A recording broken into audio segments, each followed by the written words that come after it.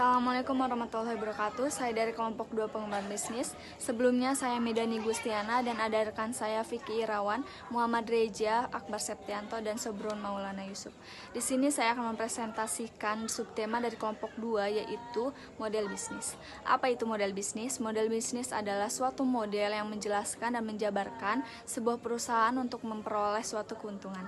Menurut ahli, suatu model atau gambaran suatu bisnis harus ada 3 karakteristik utama, yaitu yang pertama harus sesuai dengan tujuan perusahaan, yang kedua harus tangguh dan handal, dan yang ketiga memperkuat model itu sendiri. Sekian dari penjelasan saya, akan dilanjut oleh Vicky Irawan. Saya akan melanjutkan presentasi dari Maidani. Di sini ada beberapa keuntungan yang bisa diperoleh. Yang pertama, perusahaan mampu mengetahui kelemahan pesaing sehingga bisa memanfaatkan peluang dan menutup celah tersebut.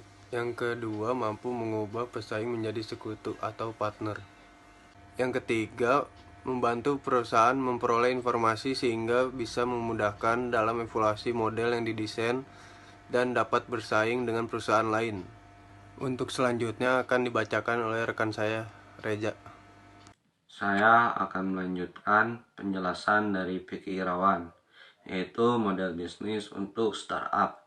Ada 9 pilar utama dalam BMC, yaitu yang pertama ada segmentasi konsumen, yaitu sasarannya konsumen dan pasar.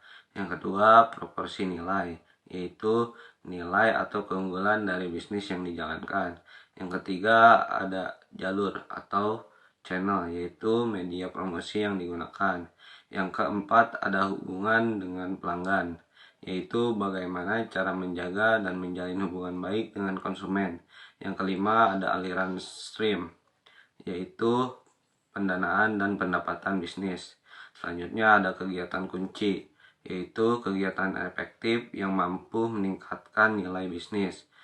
Yang ketujuh, yaitu sumber daya utama, yaitu catatan aset perusahaan mulai dari material, produk, sarana hingga prasarana perusahaan.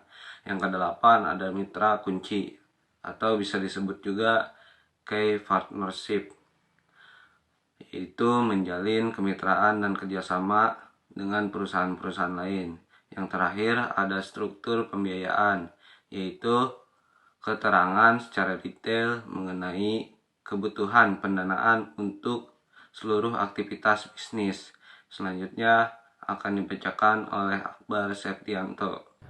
Baiklah, saya Akbar Septianto akan melanjutkan presentasi model bisnis dari Muhammad Reza. Contoh model bisnis dari beberapa pilihan model usaha startup yang kini cocok di zaman milenial seperti saat ini, yaitu affiliate dan on demand.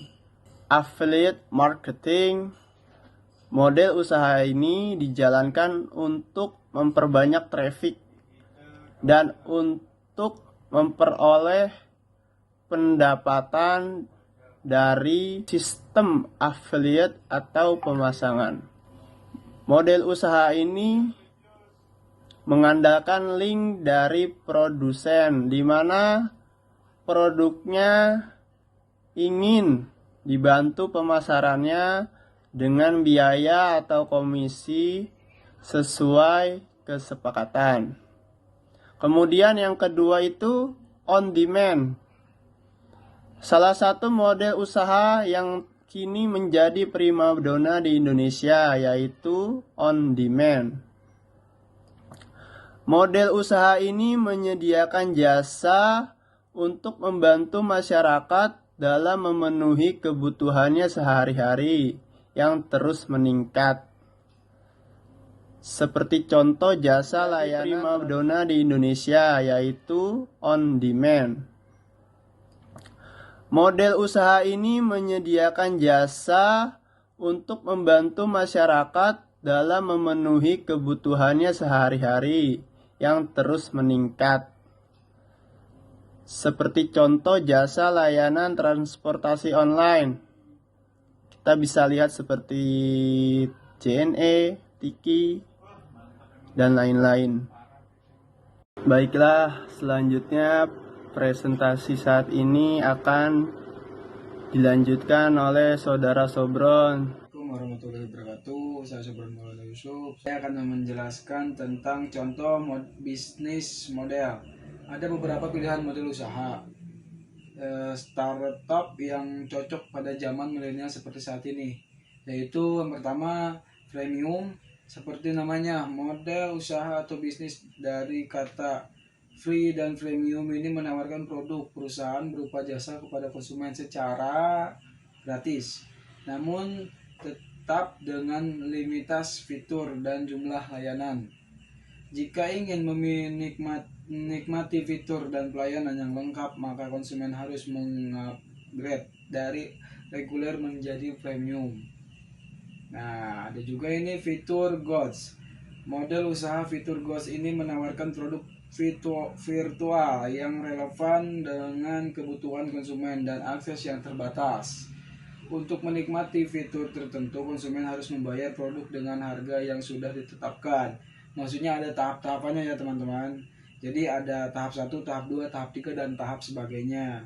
Pembelian unlocking fitur ini sebagai penentu status konsumen dan biasanya digunakan dalam layanan games. Oke, baik, mungkin penjelasan dari saya cukup sekian dan terima kasih.